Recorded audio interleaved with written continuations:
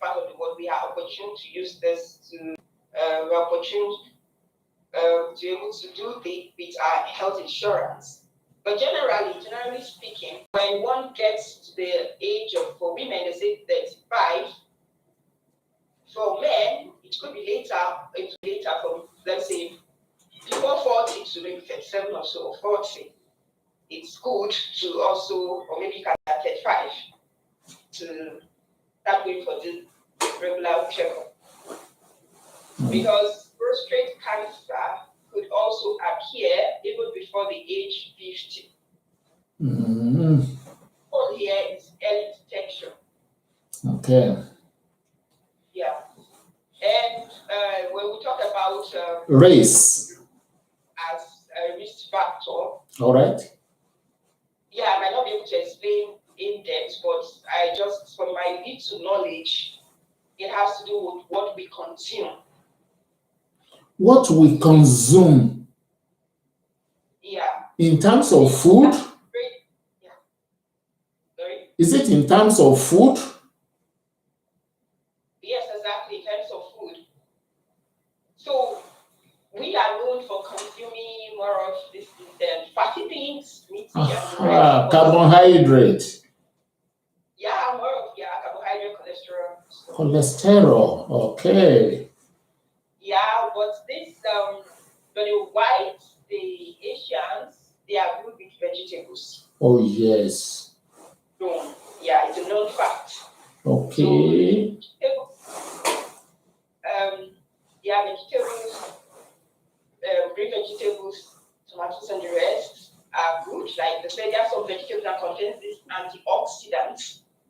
They are very good in fighting cancerous cells. So this also reduces the risk of one developing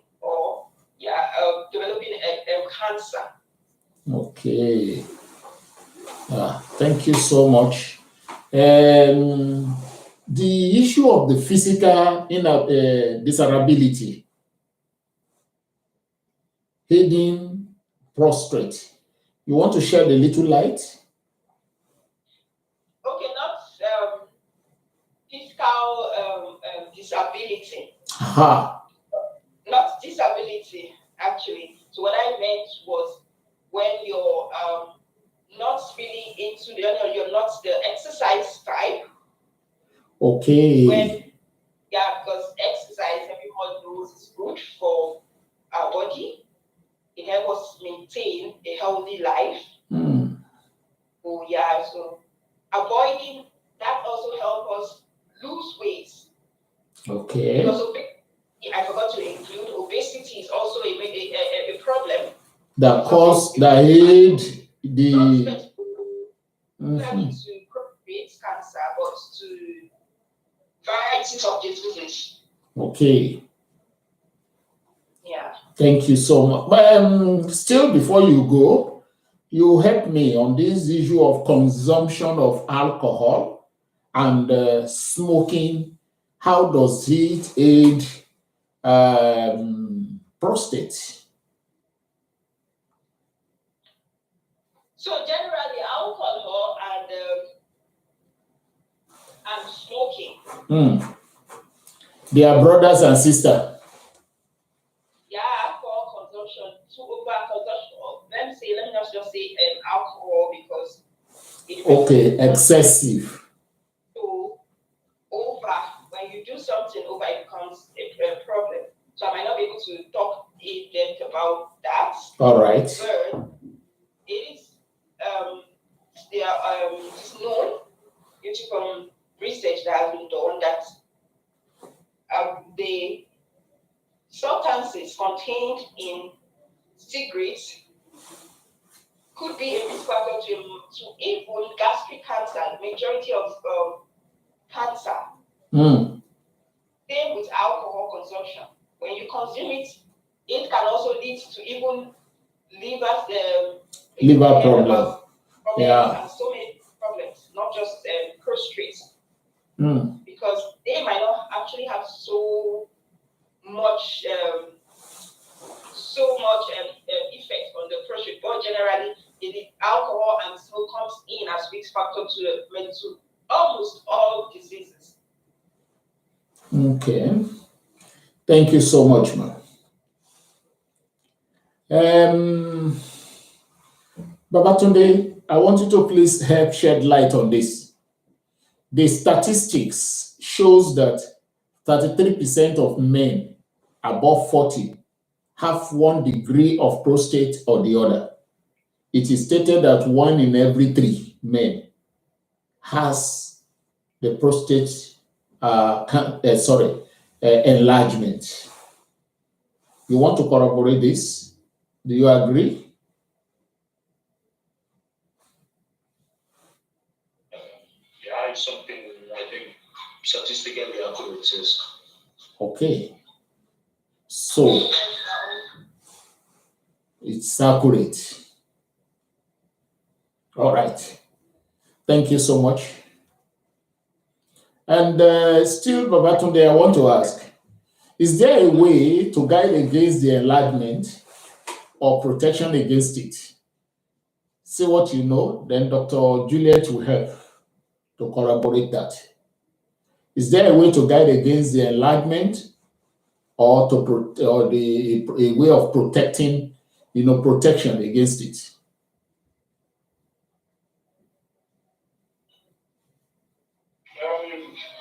Yeah, again, during that time, prostate enlarging is not something abstract. Like it is, like we said, it grows from the size of a walnut to the size of a tennis ball during the life cycle of an adult. So it is almost like inbuilt that it has to grow. It is the excessive growth we're talking about now. So it's not that prostate does not grow; it enlarges. It's the excessive enlargement that can be caused by genetics in many cases, because somebody, it's like you are predisposed in that way, or like we said before, different mismanagement and door testing. Then I also read from the past that there are some exercises someone can do, like you could exercise your prostate, but that has to be something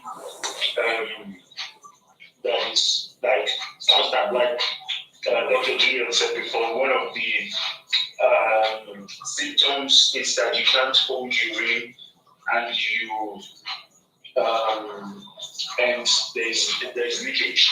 So from a younger age, in this research paper, it was said that you could like exercise your prostate by when you want to urinate, you don't leave everything, you hold, then you release some of the urine and hold again, a way to like stimulate the correct working and functionality of your prostate. But then when it's getting to some cases that you cannot hold well, then you need to seek medical attention. Oh. A urologist. Yeah. Thank you so much. Dr. Juliet, sorry, we have to tap from you. You said the little you know, but that little you think you know is far, far great compared to some of us who just want to know because we don't know. So please, out of that little, let's get, is there a way to guide against the enlargement or protection of that, against it? How can I protect the excessive enlargement? Okay. It's not every time the cancer. Let me just correct something about prostate enlargements. So prostate enlargement doesn't occur in everyone. It's actually a problem when it becomes enlarged. So And this happens most times. It's common when aging comes off because of what goes on in the body with aging, with the cells of the body. And now, that is why for prevention, it is good to start checkup. So that's the first thing. On time. First, regular checkup. So in case there is a developing problem, treatment can commence on time to avoid it getting worse. Explosion. Yeah. And then it's also advisable to maintain a good, a healthy, good weight, a healthy weight. If I put it that way. So these exercises are recommendable. Healthy eating, vegetables, fruits are very nice. Decrease in, because this prostrates, when the prostate becomes enlarged, there is pressure, it puts pressure on the surrounding their organs, and that's when the problem with urination. That's why when there's a problem with urination, that's the function becomes limited. So it's advisable to decrease water intake. The time that when aging, when your organs becomes weak, so most times the doctor advises you. It's good to consume the normal 2 liters, but when you discover that okay, something like this, I'm feeling like this, so you have to take it. Don't consume too much, something that, especially at night, consuming so much water at night that will make you stand up to go to urinate, it can be reduced. But I'm not saying taking water is wrong. It's very good because it helps the metabolism, but decrease the amount you consume mostly at night. I don't know if you get my... Oh, yes, I did. I wanted you to learn so that I would take you off. But thank God you corrected it along the line. Thank God. No, I understand. You said you are not soliciting for total decrease. You are only saying at night so that one will not wake up severally in order to go and urinate. Because it has also been said that it is better to consume enough water in the night, even if one needs to get up severally to urinate, so that there will not be failure, yes, in the night, and attack here and there. It is well. Yeah, but now we are looking at aging people, older generation. Exactly. Yeah, I know. So when the problem occurs, how do you handle it too? So you have to decrease, because it is painful, it's stressful with prostrates. When you're going to urinate, you have this pain, you have this, like, it's something that is uncomfortable. The symptoms are actually uncomfortable. Exactly. Yeah. And then alcohol, like we mentioned, caffeine, things that will make you go often to the toilet to take to urinate, so things that might produce water, that might make you want to go, fuel that might make you want to go to the toilet often. You can actually cut down on that. Okay. Smoking, yeah, and then I mentioned eating healthy, physical exercises, decreasing your too much carbohydrate and fatty food. Yeah, so what more? Thank you so much. The older men or men in general should be getting ready to see the urologist. Is that true? While the older women and women in general try to see the gynecologist. Yes, exactly. Okay. You can see your GP if there's a need to see your urologist. Yeah. If you have direct access to your urologist, then you can actually continue with that. So it depends. Okay. It depends. I wanted to ask this, but it has been mentioned that how is it managed, medically or otherwise? But now it has been mentioned that we need to carry out research, test examinations, and that we eat vegetable, fruit, and decrease the consumption of liquid, not only water, fluid. I was in a seminar on prostate in Nigeria last year, November, and 4 things were recommended and advocated that should be done regularly. Number 1, regular medical checkup, which you also mentioned. They said regular exercise, not too strenuous exercises. Then eating of raw tomatoes on daily basis. And the 4th one, they said regular sex, at least once a week. Do you agree to this, Dr. Juliet? Yes, absolutely. I agree to it. All, with the exemption of none. All are actually accurate. Okay, that's good.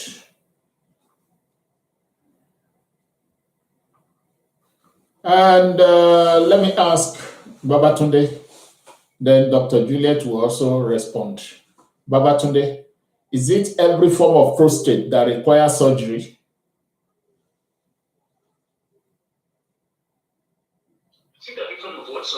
Is it every form of prostate that requires?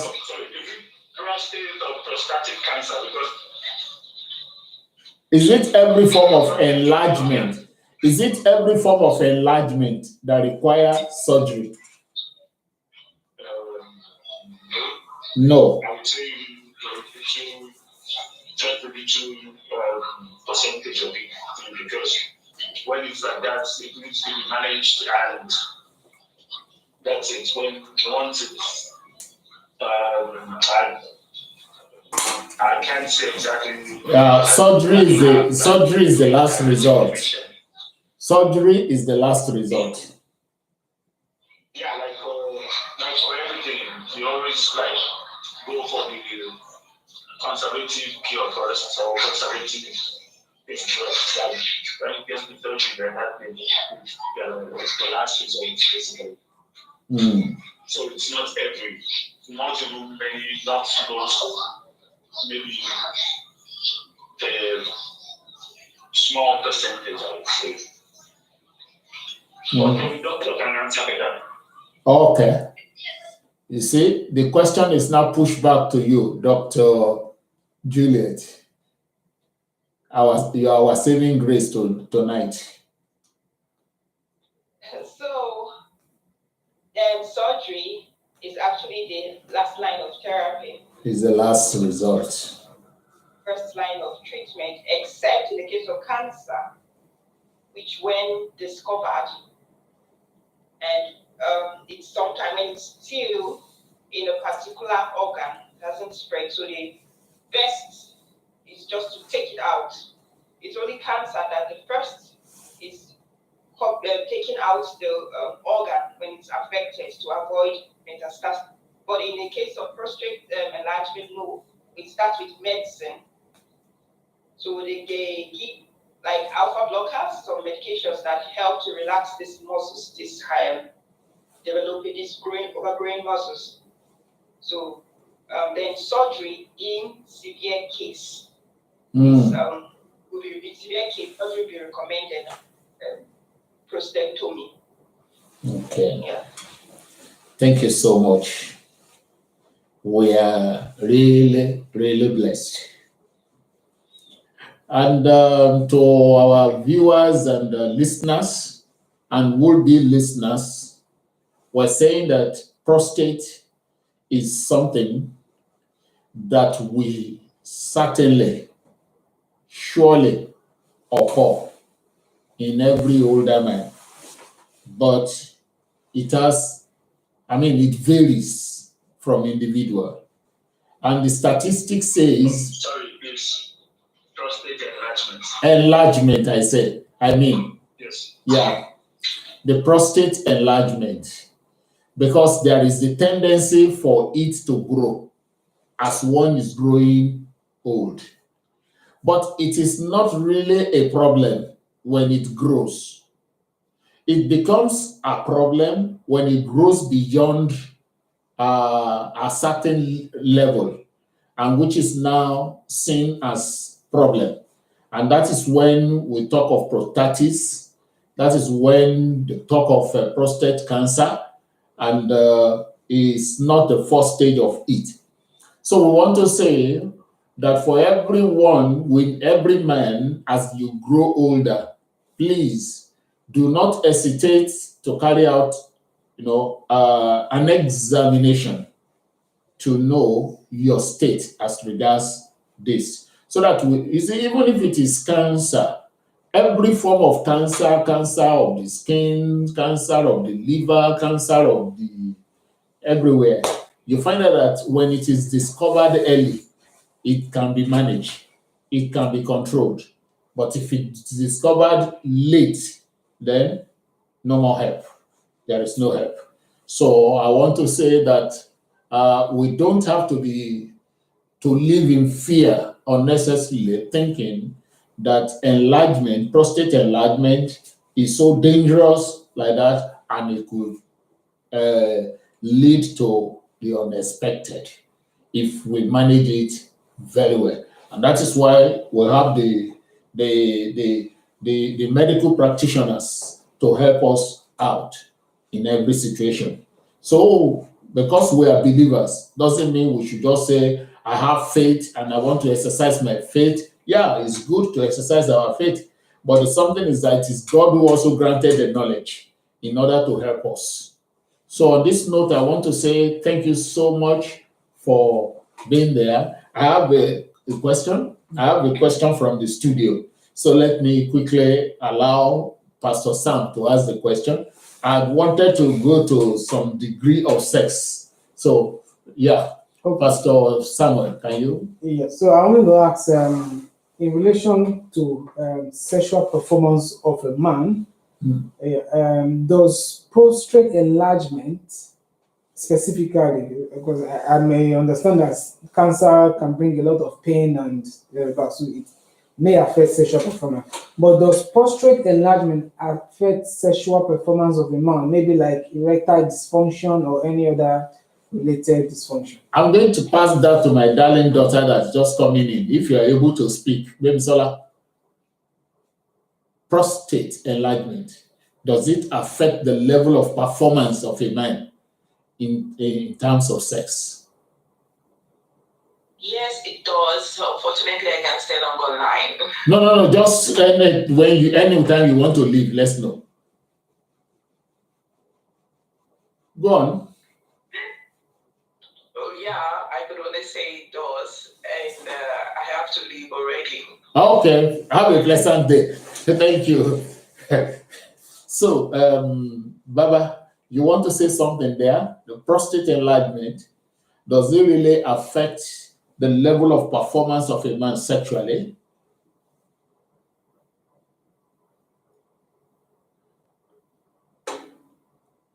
Baba is not answering.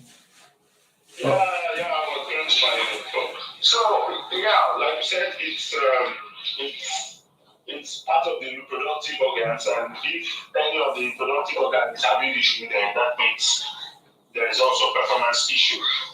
And prostatic enlargement can cause erectile dysfunction, and no erection equals to no improved performance. It's just that simple math. Oh, you said something now which I've not taken cognizance of. You said the prostate thing, enlargement, can affect the level of the erection. Yes. Okay. And when it is not strong. Because it's all about blood flow and the release of the veins. So once there is blood flow that's supposed to get into your penis, and it's blocked by by the outsized outside prostate that causes not enough blood to get to the penis, which in turn causes you not to have good erection. So that's erectile dysfunction caused by prostate enlargement. Thank you so much. Dr. Juliet, do you subscribe to that? Do you agree to it? Yeah, I agree to it. So you want to expatiate a little on it? So prostate enlargement may not directly cause erectile dysfunction, but yeah, the treatment can cause because the kind of treatment, the treatment actually causes can affect the erection problem. Yeah. So, but the problem can decrease sexual ability, can decrease the urge or the level of performance. Yeah, the performance. Yeah. Okay. Thank you. But is there anything that can be done? Is there anything that needs to be done in order to, aid and get the level of performance increase? I'm not talking of medicines like Viagra or whatever. I'm talking of, is there any natural cause? Yeah, first of all, when there's a problem, when you first remove the cause of the problem for the organ to bounce back, for the function to come back to normal. So there is a problem. So treating the disease or treating the condition is the best therapy. Okay. Once treated the enlargement, it has everything bounced back to normal. Because I don't know, then everything returns, the function returns. If there is actually a shortage in hormone secretion, then maybe hormone replacement therapy can also help. Thank you so much. Just before we close, because we have just 5-6 minutes, let me ask my wife a question here. Hello, darling. I want to ask you this question. It has always been said about African men that we are not being romantic. Fine. But is it in absolute terms? And how do men engage in foreplay before the real action? Your advice. Are you there, or you only with us, just there but not listening? Hello, darling. Can you unmute yourself?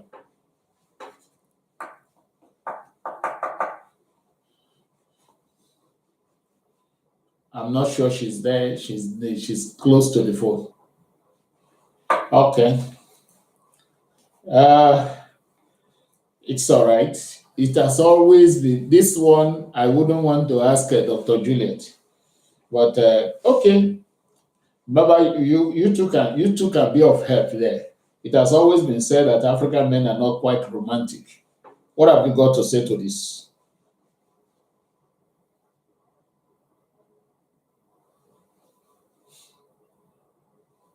So,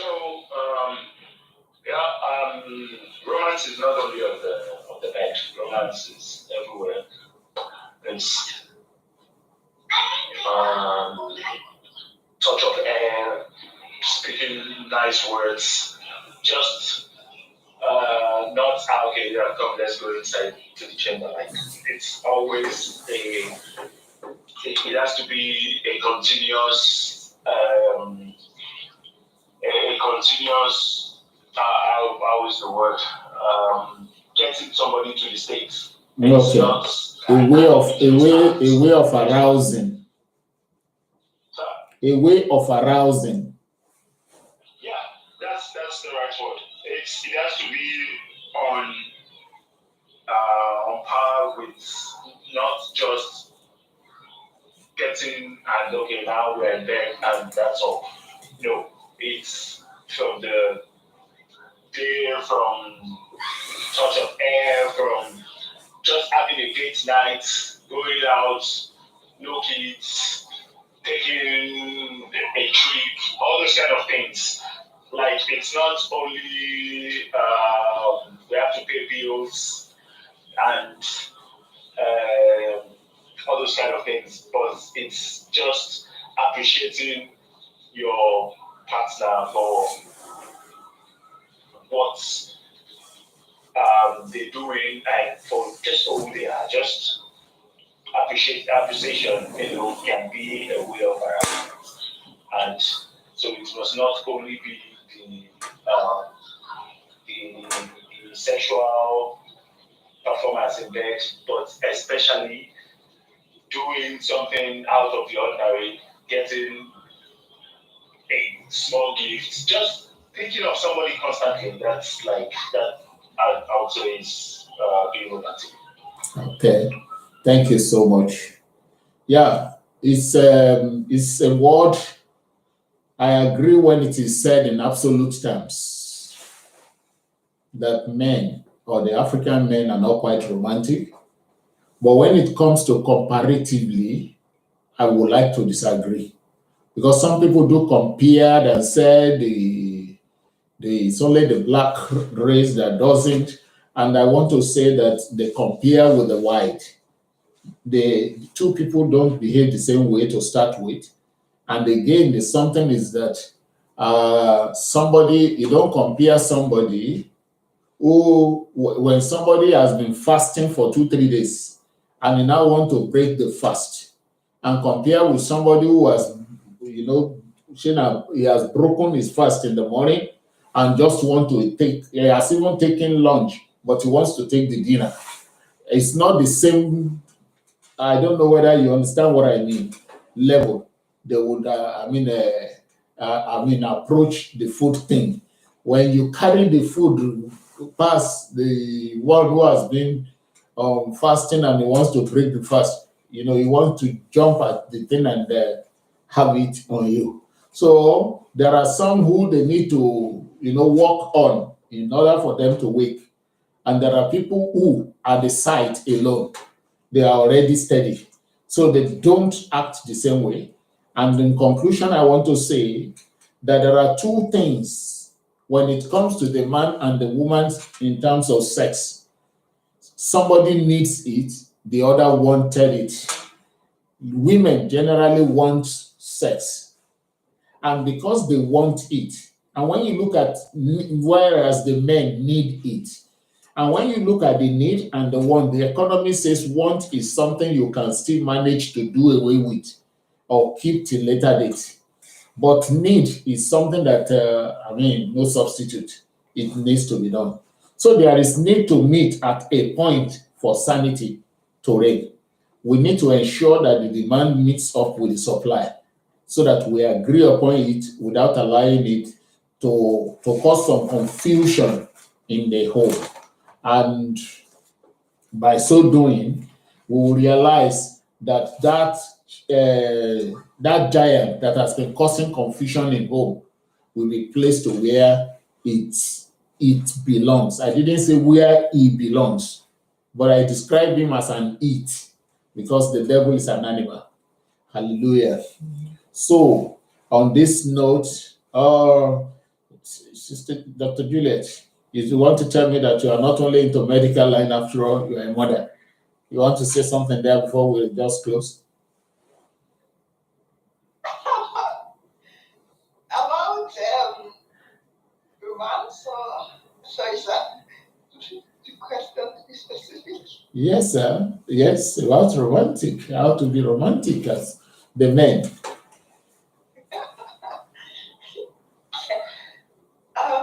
Feel free, we are discussing sex. You understand? In home. Yeah. We are trying to unveil it so that there will be peace in homes. Yeah, like Vatsudi already said, I think he already hits the nail on the head.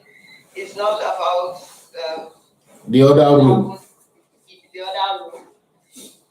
It involves everything the guy or lady does, putting the lady's feelings, emotion into consideration, same as the putting your husband's feeling into consideration, to doing things to make them happy, being there for them, being supportive, give attention to their feelings and giving the listening ears, help them tackle issues, stuff like that. So those are things that I would say bond a relationship together, planning together. I think those are basically, and or the action that happens in the other room just solidifies everything. And yeah. Okay. Thank you so much. So we need to be contented with what we have, and we need to help to teach one another. Every man must be willing to learn from the wife what exactly she wanted and how she will want to be touched. Because it is the woman who knows where he wants you to touch. Listen to her, understudy her. You understand? So when we do that, we'll realize that there will be sanity. And of course, the ladies need to also understand the men. And please, let's understand one another. Do things the way it should be done, so that there will be no problems in our homes. On this note, I want to say thank you so much to all our listeners, all the participants. I want to appreciate you for your contribution. Thank you for your time. Thank you for everything. May you be blessed. And I decree and I declare that your home will not come under attack in the mighty name of Jesus. The peace of the Lord that passes all human understanding will reign supreme in our homes, in our lives, in Jesus' name. Thank you so much, all our listeners and the will-be listeners. We are not trying to make fun out of this, but we're trying to let people know that it is a serious issue. These are serious issues that we need to take into consideration so that our homes will be at peace. Let's not take things for granted, but let's take things serious as it affects us. Let's be careful of what we consume. We take too much of starchy food, carbohydrate, and we had unnecessary weight. In fact, myself, my tummy is like that of a 5 months old pregnant woman. And somebody is working on me, and the thing is coming down gradually. So, the Lord will help us. Thank you so much for being there for us. Thank you. Please share the message, extend it to your friend, let them also hear what is happening. Invite them on board to be with us. We're here 5 o'clock every Sunday, and I hope someone is blessed. God bless you. Thank you so much. Have a pleasant week ahead. And we look forward to the Christmas and, of course, the New Year. And it's my prayer that it will meet us well. We will see the end of the year, and the year will not see our end. In Jesus' mighty name. Praise the Lord, somebody. Hallelujah.